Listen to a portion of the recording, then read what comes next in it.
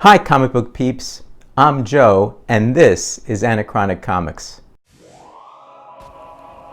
Anachronic. Before we get started peeps, hit that subscribe button and alerts bell so that you will be notified when I upload a new video.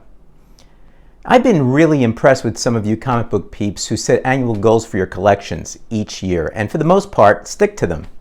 I, on the other hand, have stated a long-term goal, looking to maximize the dollar value of my collection as an eventual bequest to my children and complete a run of Justice League of America Volume 1. My shorter-term goal is my approach to new comic book buying. I buy Amazing Spider-Man and Justice League every month and some limited series. Now, looking back, I see that my comic book buying and selling activity in 2020 was haphazard at best. And it really did little to help me achieve my long-term goal, and in many ways conflicted with my short-term goal. So I've come up with 5 mistakes that I made in 2020 that I intend to correct in 2021. So here's mistake number 1. My new comic purchases had little rhyme or reason. I bought older books, really, without a plan.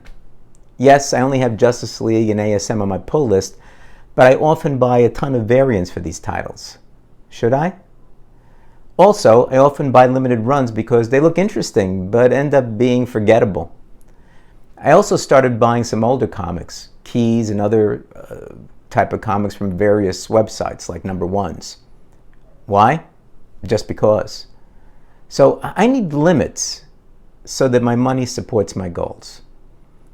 So what's going to be my resolution? I have to set up specific buying and collection goals and stick to them. Also, although I may still buy some, I will use my DC Universe subscription and maybe subscribe to Marvel Unlimited to read some of these limited runs instead of buying them to save some money and to further my goals. I often wait months before reading these limited series, so a 6-month wait, for example, to read them digitally is not a big deal to me. Also, for any new runs I may decide to collect, I should focus on Blue Ocean titles, either for secondary characters that may become more significant in the future, rather than buying new characters that you don't know what's going to happen to them, and rather than buying older books on a whim. So here's mistake number 2. I am in awe of some of the comic book rooms that some of you peeps have. Unfortunately, I don't have the ability to have a similar setup. However, that's no excuse for my collection to be so haphazardly located and only partially cataloged on CLZ, which is the app that I use. Long and short boxes, as well as some Rubbermaid bins. Yes, I have a couple of Rubbermaid bins from years ago, house my comics in my basement, my closet, and my home office, where we are right now.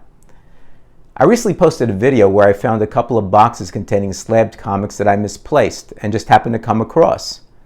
That's not good. So what's my resolution for that?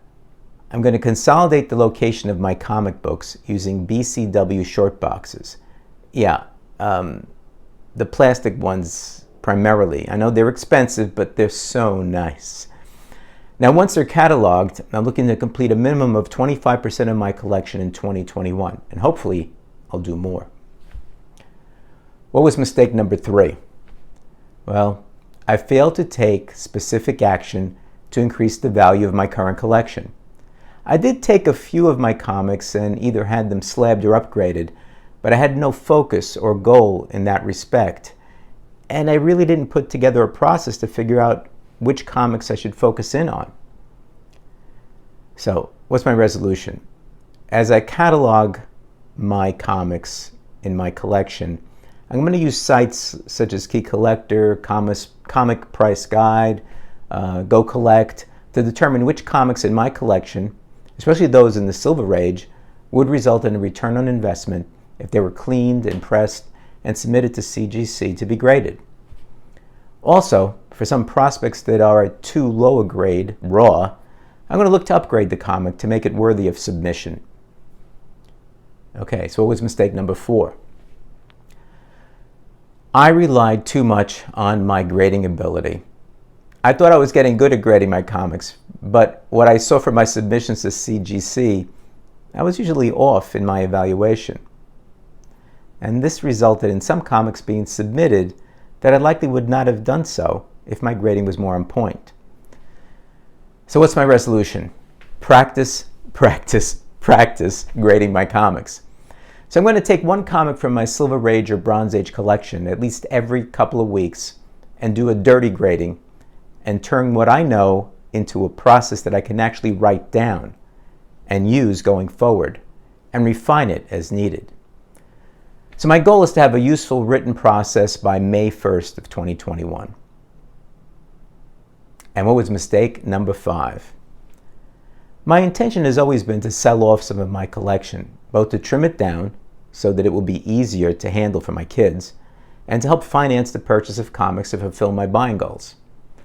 Well, in 2020, I did very little, and in fact have a box of comics that I have slated to sell that has been sitting in the corner of my office for months. So what's my resolution? So as I catalog my collection, I'm going to have to decide which comics to sell. I'm going to pick one day a week to focus on selling those comics using a variety of vehicles, such as eBay, Instagram, and Facebook Marketplace. I'm going to use my growing knowledge of grading from resolution number 4 to facilitate the sales. So these 5 mistakes result in some action items. I guess you can say I have 5 2021 New Year comic book resolutions or goals. I'll look to update you on how I'm doing around mid-year. So peeps, thanks for watching. If you enjoyed this video, please give it a thumbs up.